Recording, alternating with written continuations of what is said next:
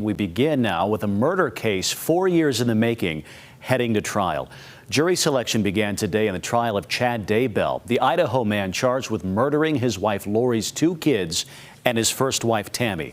Chad and Lori were arrested in 2020 after police found the bodies of J.J. Vallow and Tylee Ryan buried on their property near Rexburg. Lori was found guilty almost a year ago. She was sentenced to life in prison. Now, if he's convicted, Chad Daybell faces the death penalty.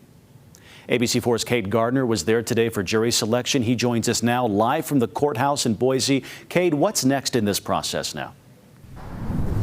Brian, like you were saying, I'm here at the courthouse in Boise, the Ada County Courthouse.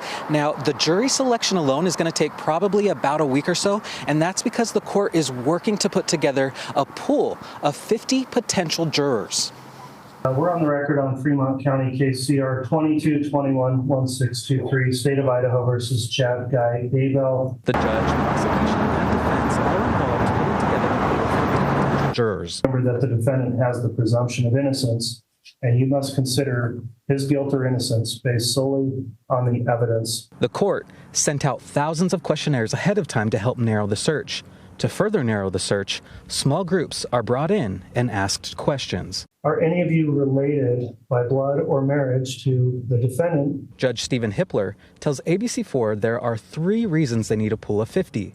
The first is the length of the trial. Not everybody's life circumstances allow them to be here for 10 weeks, potentially a week or 2 of that sequestered. The second, the media coverage of the case. It's gathered a significant amount of attention, both here in the state and frankly throughout the United States and even internationally. And the third, the death penalty. They have to be able to come to a position where, regardless of their opinion about the death penalty, where they agree that they would be willing to impose it or able to impose it if the facts and circumstances support it. In the audience today watching the selection process, Tom Evans, who served as a juror during Lori Vallow Daybell's hearing. Started out being really heavy and dark and a lot of responsibility, and I think toward the end it turned into more, I was honored to do my part and proud of the judicial system. Lori Vallow Daybell was sentenced to life in prison.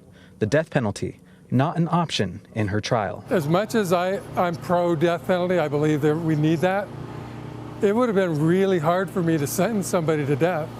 It would have cost me something. So I was just really glad that I was not confronted with that. And I feel for the jurors who are more than likely going to be.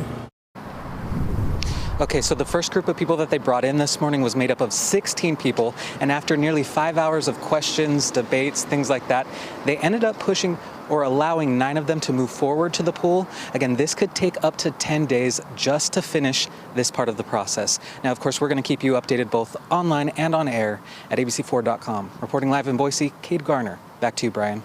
Cade, thank you. Not a quick process here, but we will be with you every step of the way, so stick with us for continuing coverage of the trial of Chad Daybell. We'll keep you updated both here on the air and online at abc4.com.